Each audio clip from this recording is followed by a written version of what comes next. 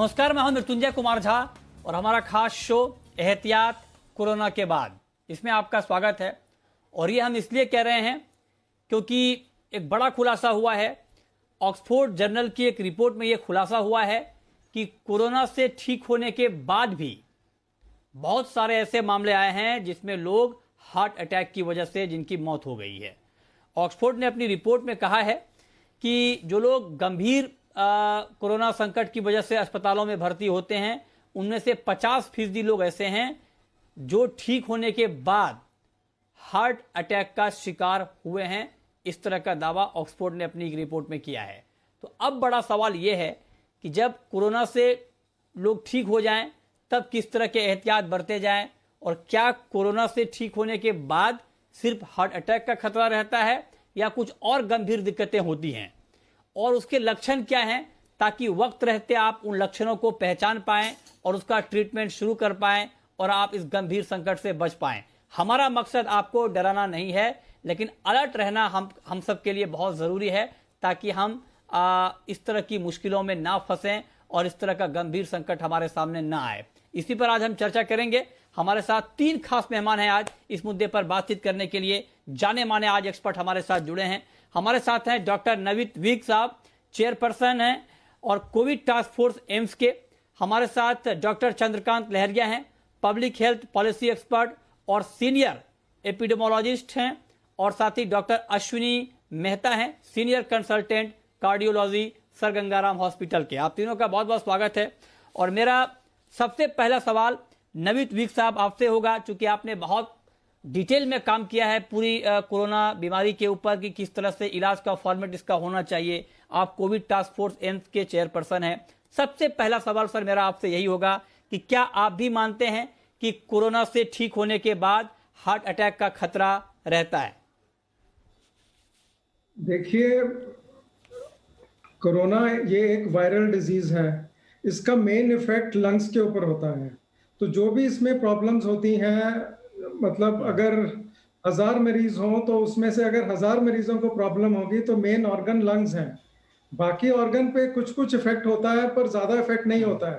तो ये एक लंग्स की बीमारी है और हमें उसको लंग्स की बीमारी की तरह मेजर इलाज करना चाहिए। और जब हम इलाज करते हैं तो हम उसमें एंटीकोगुलेशन भी देते हैं। जिस मरीज को जरूरत ऑक्सीजन की जरूरत होती है उसको हम एंटीकोगुलेशन की भी दवाई देते हैं ताकि क्लॉटिंग ना हो। लेकिन मैं ये विश्वास दिलाना चाहता हूं कि ये एक्स्ट्रा प्रॉब्लम नहीं क्रिएट करती है। कोरोना एक नॉर्मल रूटीन में जितनी प्रॉब्लम क्रिएट करेगी, कहीं हम कहें कि इससे हार्ट अटैक ज्यादा हो जाते हैं या कम हो जाते हैं, हमें प्रिकॉशन यही रखनी है कि हम अपना एक रूटीन में, भाई मैं अपने लिपिड्स को ठीक रखूं, अपने डाइट को करूं, कोरोना से जब मैं ठीक हो जाऊं तो एकदम एक्सरसाइज ना करूं, धीरे धीरे अपने आप को रिहेबिलिटेट करूं। तो हमने तो पोस्टमार्टम बायोप्सीज भी की मरीजों में, उसमें भी हार्ट में कोई ऐसी बीमारी नहीं पाई गई जिससे हम कह सकें कि हार्ट में ज्यादा इंजरी हो जाती है। वो तो जो लोग बहुत बीमार थे उसमें भी हार्ट में इतना ज्यादा नहीं पाया गया। तो ये कहना कि इससे बहुत ज्यादा हो जाता है, लेकिन रूटीन में, बिकॉज जो पेशेंट इतना सिक होता है और इतनी सीवियर बीमारी के बाद जब ठीक होके आता है, उसकी रिहेबिलिटेशन में टाइम लगता है, उसकी केयर में एक्स्ट्रा केयर करनी पड़ती है। लेकिन मैं फिर बात कर रहा हूँ, माइल्ड और मॉडरेट में कोई प्रॉब्लम नहीं है, ये सिर्फ हम सीवियर मरीजों की बात कर रहे हैं। इसलिए मैं फिर बोल रहा हूँ 95 to 97 पेशेंट्स माइल्ड रहेंगे, उनमें ज्यादा प्रॉब्लम नहीं होगी, उनमें हार्ट अटैक नहीं बढ़ेगा। लेकिन जो सीवियर है वो मरीज तो सीवियर ही होता है, उसको तो बहुत ही ख्याल रखना है और अपने डॉक्टर के संपर्क में रह के करें। लेकिन ये पैनिक क्रिएट करना कि उसको हार्ट अटैक हो जाएगा और चीजें हो जाएंगी, ये बिल्कुल गलत है, इसमें हमें नहीं घुसना चाहिए। अच्छा, ठीक है। लेकिन सर, ऑक्सफोर्ड ने भी अपनी रिपोर्ट में यही कहा है कि जो लोग एडमिट होते हैं उनमें से, मतलब जो लोग सीवियर कंडीशन में होते हैं और जिनको एडमिट होना पड़ता है, उनमें से 50% ऐसे मरीज पाए गए हैं जिनको बाद में हार्ट अटैक का प्रॉब्लम हुआ है। तो उन्होंने भी सीवियरिटी का ही जिक्र किया है। तो क्या आप ऑक्सफोर्ड की इस बात को मान रहे हैं या ऑक्सफोर्ड की इस बात को भी आप खारिज कर रहे हैं? मैं खारिज नहीं कर रहा हूं, मैं सिर्फ सीवियरिटी को बता रहा हूं। अगर वैसे भी किसी कारण निमोनिया होता है किसी मरीज को, तो उसमें भी जब सीवियर बीमारी होती है, इस तरह भी किसी भी मरीज को कोई सीवियर प्रॉब्लम होती है लंग्स की, तो उसके बाद इस तरह के स्ट्रोक होना, थोड़ा हार्ट अटैक बढ़ना, ये सब चीजें बढ़ जाती हैं। मतलब ये सिर्फ सीवियर बीमारी के कारण होता है, ये अच्छा। कोरोना के कारण हम कहें तो ये ठीक नहीं है। हाँ राइट सर। हाँ अच्छा, कोई भी, अच्छा ये आपने कहा कि कोई भी सीवियर बीमारी है, अगर निमोनिया है तो उससे भी इस तरह की दिक्कत आती है, सिर्फ कोरोना की वजह से ऐसा होता है, आप कहें कि ऐसा नहीं है, ठीक है। लेकिन चूंकि अभी कोरोना का मसला चल रहा है, इसी के ऊपर हम बात कर रहे हैं, तो अब डॉक्टर अश्विनी जी जी जी, एक्यूट ये रेस्पिरेटरी आपने बहुत डिस्ट्रेस महत्वपूर्ण बात कही सर, मैं आपके पास फिर आऊंगा। जी, डॉक्टर अश्विनी मेहता भी हमारे साथ हैं, सीनियर कंसल्टेंट हैं कार्डियोलॉजी सर गंगाराम हॉस्पिटल के। अश्विनी मेहता जी, आप बताएं सर, क्योंकि कई बार ये होता है कि लोग जब कोरोना से ठीक हो जाते हैं तो वो निश्चिंत भाव में आ जाते हैं कि अब तो वो ठीक हो गए, निकल गए बाहर, एंटीबॉडी डेवलप हो गई, अब वो निश्चिंत हैं। आप जरा बताएं सर कि रिकवरी के बाद हार्ट में कोई दिक्कत हो रही है, इस सिम्टम को कैसे पहचाना जाए ताकि वक्त रहते डॉक्टर के पास जाएं या ट्रीटमेंट शुरू करें। क्या क्या ऐसे सिम्टम दिखें जिससे हम ये समझ पाए कि हाँ, हार्ट को लेकर कोई दिक्कत हो रही है मेरी बॉडी में? देखिए जी, सबसे पहले तो मैं ये बताना चाहूँगा कि कोरोना इन्फेक्शन ये डायरेक्टली भी हार्ट पे इफ़ेक्ट करता है और हार्ट में मायोकार्डाइटिस और भी कई टाइप की बीमारियां क्रिएट भी होती हैं। ये कोई अनकॉमन चीज़ नहीं है जो हम लोग नहीं देखते, बहुत कॉमनली देखते हैं। बहुत सारे पेशेंट्स हमारे पास चेस्ट पेन, डिस्कम्फर्ट, सांस फूलना और इन सब प्रॉब्लम्स के साथ भी आते हैं जिनको कोविड-19 इन्फेक्शन है। और बहुत सारी प्रॉब्लम्स देखी गई हैं जो कोविड होने के बाद भी हैं, जैसे हार्ट का फैल जाना, डायलेटेड कार्डियोमायोपैथी, मायोकार्डाइटिस और ये सब। और कुछ बीमारियां हैं कोविड में बॉडी में जो प्रॉब्लम्स जनरेट होती हैं, जिससे क्लॉटिंग ज़्यादा होती है, जिससे pulmonary embolism, acute myocardial infarctions, इन सब का इंसिडेंस भी काफ़ी मरीजों में देखा गया है। तो कॉमन प्रॉब्लम्स जो हम देखते हैं, सिम्टम्स जो मरीजों को होते हैं, वो सांस फूलना, चेस्ट डिस्कम्फर्ट होना, हाँ, पैरों में सूजन आना, ठीक है, बहुत तेज घबराहट होना। और यहाँ तक हमने देखा है कि बहुत सारे मरीजों में जिनको हार्ट का पंपिंग नॉर्मल भी हो, उनकी पल्स रेट बहुत ज़्यादा बढ़ जाना या कम होना, ये तो बहुत ही कॉमन सिम्टम है। ये 60 to 70% पेशेंट्स अच्छा, जिनको कोविड-19 इन्फेक्शन मॉडरेट या सिवियर है तो वो देखते अच्छा, हैं हम लोग। तो घबराने की बात नहीं, धड़कन बढ़े, छाती में दर्द हो, ओके, तकलीफ हो, आप फौरन कदम उठाएं, ज़रूर कदम उठाइए ताकि हार्ट अटैक को प्रिवेंट किया जाए और ट्रीट किया जाए। ये सिम्टम्स बहुत ज़रूरी हैं, छाती में भार होना, घबराहट होना, धड़कन का बढ़ना और सांस फूलना, इन सब की तरफ ध्यान दें। अपने डॉक्टर को ज़रूर बताइए, यस, डॉक्टर्स टेस्ट भी करेंगे, चेक भी करेंगे और इससे ज़रूर जी। बचें। ये आपने बहुत महत्वपूर्ण बात बताई कि सिम्टम क्या हैं। तो ये आप ज़रूर ध्यान में रखें कि अगर आप कोविड से ठीक होने के बाद घर पे आते हैं लेकिन आपको सांस लेने में तब भी दिक्कत हो रही है, चेस्ट में दर्द हो रहा है या भारीपन महसूस हो रहा है, पैरों में सूजन है, अगर इस तरह के तमाम लक्षण आपको दिखें तो तुरंत अपने डॉक्टर से आप संपर्क करें। ये हार्ट से जुड़ा हुआ मामला हो सकता है, ये आपको डराने के लिए नहीं है, आपको अलर्ट करने के लिए है। लेकिन डॉक्टर नवीद बिग साहब, एक बात सर मैं आपसे और समझना चाहता हूं, क्या जो लोग कोरोना से ठीक हो चुके हैं, रिकवर होके आ जाते हैं, क्या उन सभी पेशेंट को क्या अपने हार्ट का चेकअप कराना चाहिए या सबको नहीं कराना चाहिए? जिनको थोड़ी बहुत दिक्कत लगे, सिम्टम दिखे, उन्हीं को चेक कराना चाहिए। आपका सुझाव क्या होगा? देखिए, जो मरीज, जो सीवियर मरीज, बीमारी के मरीज हैं, उनको तकलीफ हो वो अपने डॉक्टर से संपर्क में करें, फिर उनका डॉक्टर डिसाइड करेगा। लेकिन माइल्ड और मॉडरेट जो बीमारी के मरीज हैं, अच्छा, माइल्ड को तो कुछ होगा ही नहीं। माइल्ड वाले को ये हमें अश्योर्ड रहना चाहिए कुछ बीमारी नहीं होगी, अगर कोई तकलीफ होगी तो वो अपने डॉक्टर से ही बात करेगा, उसका डॉक्टर ही डिसाइड करेगा। और जो मॉडरेट वाला है वो अच्छा, भी बिल्कुल सेफ है, क्योंकि हम मॉडरेट बीमारी में भी ऐसी दवाइयां दे देते हैं जिससे क्लॉटिंग कम होती है और आगे होने का रिस्क भी कम रहता है। जहां तक सीवियर का बीमार है जिसमें लंग्स खराब हो गए, अब ओके, खराब होने के बाद ठीक होने में टाइम लगेगा, उसमें भी आपका डॉक्टर ही तय करेगा। मेरी मतलब हमें, और वो इंसिडेंस इतना तूफान नहीं है, वो कभी कभी हमें इसलिए, लेकिन हमें अपनी रिहेबिलिटेशन को धीरे धीरे ठीक करना है। मैं अब कल को जाऊं कि मैं आज साइकिलिंग कर लूं, मैं आज थोड़ा तेज चल लूं, वो मुझे धीरे धीरे हर रोज बढ़ाना पड़ेगा, धीरे धीरे वो ध्यान रखना पड़ेगा। पर इसमें भयभीत होने की जरूरत नहीं है। जिनको पहले ही हार्ट प्रॉब्लम है, जिनको पहले ही लंग्स प्रॉब्लम है, जिनको मतलब वो अंडरलाइन जिनको डिजीज पहले है, उनको तो और थोड़ा ध्यान रखने की जरूरत है। पर भयभीत होने की जरूरत नहीं है, क्योंकि कोविड एक बार ठीक हो गया तो वो आपको ठीक ही रखेगा। यस, चलिए, तो मतलब ये कि अगर आपका माइल्ड सिम्टम है, आपको मॉडरेट सिम्टम है कोरोना का, ठीक होने के बाद भी अगर आप स्वस्थ लग रहे हैं, तो आपको पैनिक नहीं होना है। हाँ, लेकिन जो गंभीर संकट से जूझ कर बाहर निकले हैं, जिनका ऑक्सीजन लेवल नीचे चला गया है और वो हॉस्पिटलाइज थे और उसके बाद निकले हैं, तो उनके लिए केयर थोड़ा बढ़ जाता है। लेकिन अश्विनी मेहता जी, मैं आपसे समझना चाहता हूं सर कि जब पोस्ट कोविड की हम बात कर रहे हैं और जब रिकवर होकर कोई पेशेंट घर पे आता है, तो उनको खास करके अपनी हार्ट की देखभाल किस तरह से करनी चाहिए, उसके लिए क्या प्रिकॉशन लेने चाहिए कि उस लेवल पे दिक्कत बढ़े ना। आप एक कार्डियोलॉजिस्ट हैं सर, आप क्या सुझाव देना चाहेंगे अपने हार्ट को मजबूत रखने के लिए? देखिए, इसमें दो बातें हैं। एक तो जो पेशेंट्स जिनको पहले से हार्ट की प्रॉब्लम्स हैं या जिनको हाई रिस्क है, जैसे बिकॉज जिनको हाइपरटेंशन है, डायबिटीज़ है, मल्टीपल रिस्क फैक्टर्स हैं, या जो पुराने दवाइयाँ खा रहे हैं, उन सभी लोगों को अपनी जो मेडिसिन्स हैं वो प्रॉपरली लेनी चाहिए। और मेडिसिन्स में जो भी उनके डॉक्टर ने उनको बताया है, ब्लड थिनर्स हैं, कोलेस्ट्रॉल लो करने की दवाइयाँ हैं, बाकी दवाइयाँ हैं, वो दवाइयों को, क्योंकि जब कोविड का ट्रीटमेंट होता है तो कई बार बंद हो जाती हैं या कुछ प्रॉब्लम से ऊपर नीचे उनकी डोजेजेस एडजस्ट की जाती हैं, तो अपने डॉक्टर की सलाह करके अपनी मेडिसिन सारी प्रॉपरली लें। दूसरा, हमने चर्चा की थी कुछ सिम्टम्स की, छाती में दर्द होना, भारीपन, घबराहट, सांस फूलना, सूजन आना पैरों में। ये सिम्टम्स अगर आए तो जरूर अलर्ट करें अपने डॉक्टर को, क्योंकि कई बार हमें वक्त रहते इलाज होने से जान बच सकती है। और हमने देखा है बहुत बार पोस्ट कोविड सिम्टम्स में भी, क्योंकि ऐसी स्टेट बॉडी में डेवलप हो जाती है जिससे एकदम से ब्लड क्लॉट होता है और कॉर्नरी आर्टरी थ्रोम्बोसिस या एम्बोलिज्म, ये सब प्रॉब्लम्स भी आती हैं, पर ये कम है। इनसे डरने की बात नहीं है, इनसे अलर्ट रहने की ज़रूरत है। टाइम से अगर आप अपने डॉक्टर को इन्फॉर्म करेंगे, सब चीज़ें करेंगे, तो आप ठीक रहेंगे। दवाइयाँ लीजिए, हल्का हल्का ज़रूर चलें, व्यायाम करें, और जितना जल्दी हो सके प्रॉब्लम आने पे अलर्ट रहें और डॉक्टर से संपर्क में आए।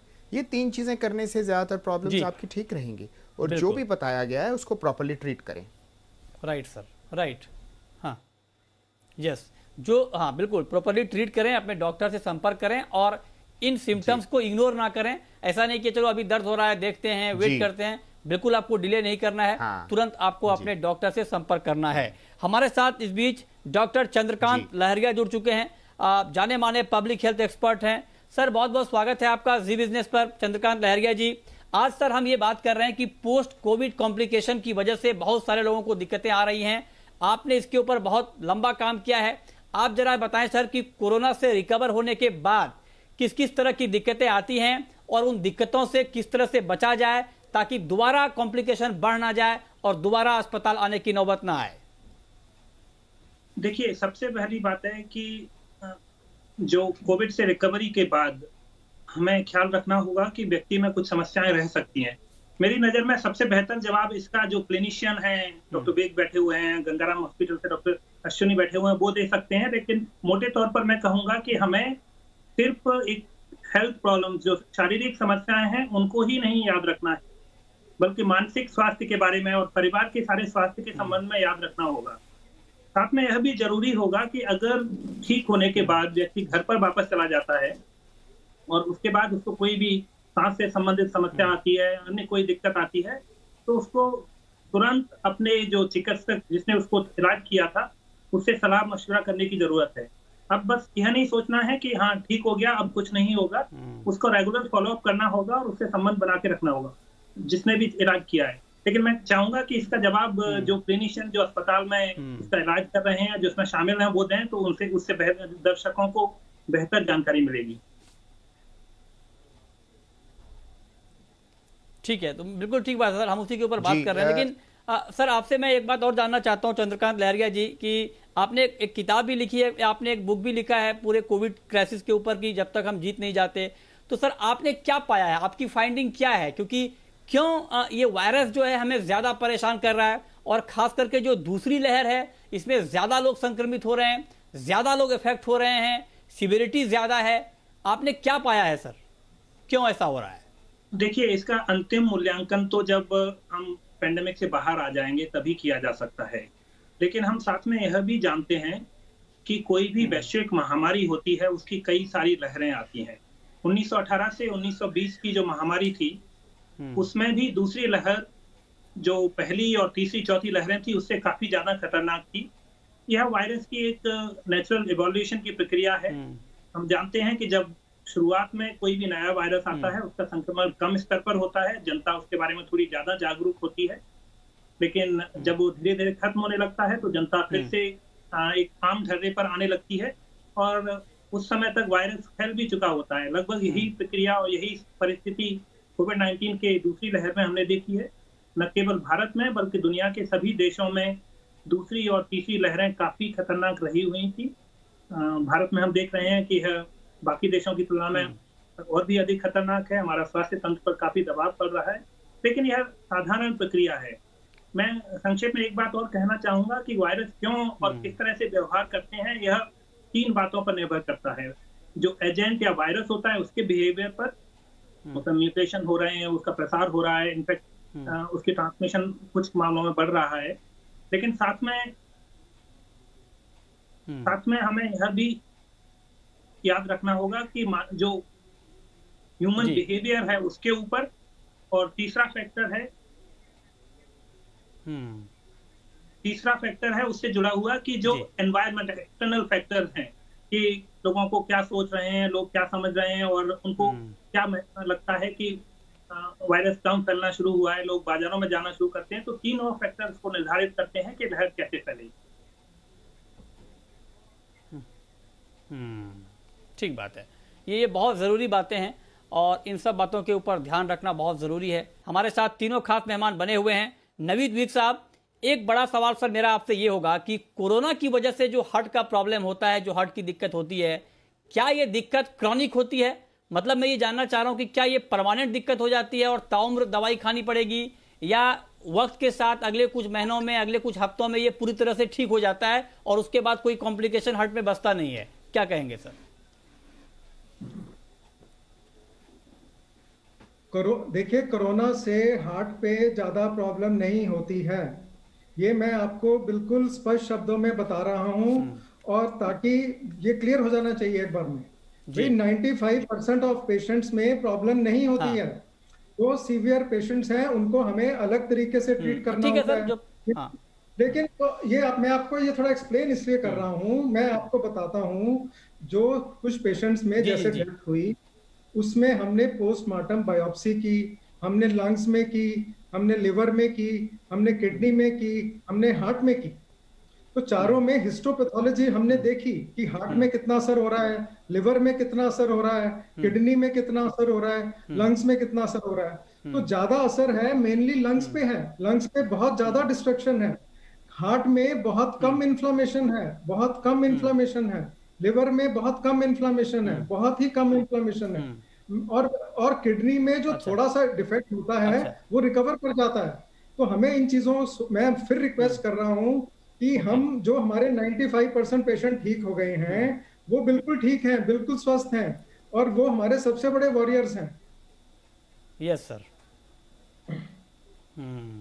ठीक बात है। ये बहुत बड़ी बात है, आपने बहुत बड़ी बात कही कि पैनिक नहीं होना है। मतलब डॉक्टर साहब ये कह रहे हैं कि 95% लोगों में कोई दिक्कत होती नहीं है, कुछ ही लोग ऐसे हैं जिनको इस तरह की दिक्कत होती है, उसमें भी लंग्स में ज्यादा मामला यहाँ पर देखने को मिला है। तो अश्विनी मेहता जी, आप बताएं, मैं आपसे समझना चाहता हूं कि मान लीजिए किसी का लंग्स इन्फेक्टेड हो गया और कोरोना की वजह से, तो क्या वो पूरी तरह से ठीक हो जाता है ना? मतलब मैं ये समझना चाह रहा हूं कि ऐसा तो नहीं कि वो बहुत लंबा बना रहता है आपके बॉडी में ये प्रॉब्लम।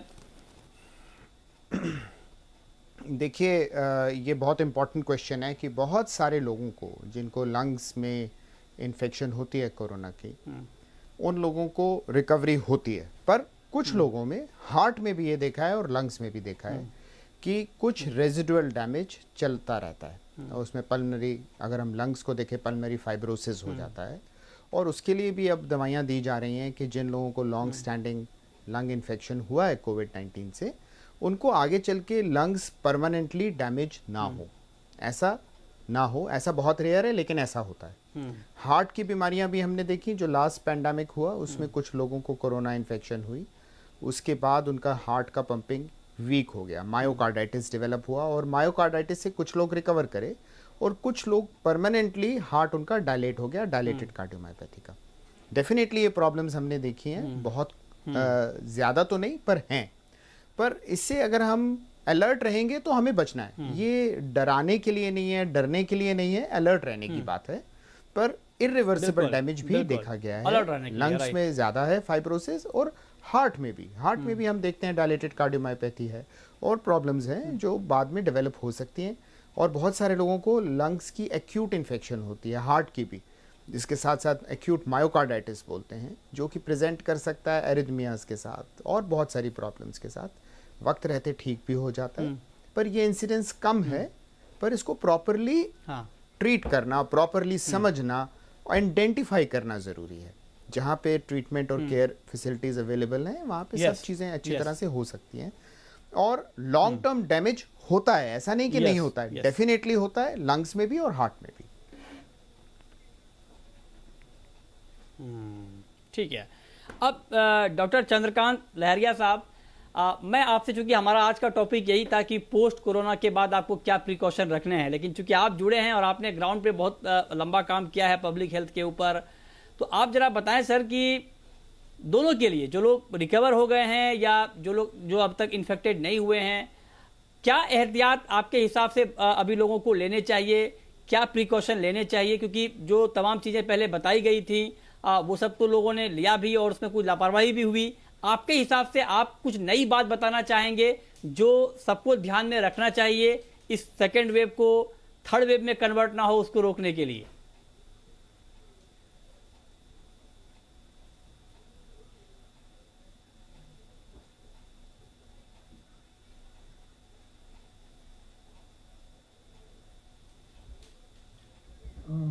सर आपका म्यूट है, अगर आप अनम्यूट हो जाएं प्लीज। लहरिया जी। हाँ जी।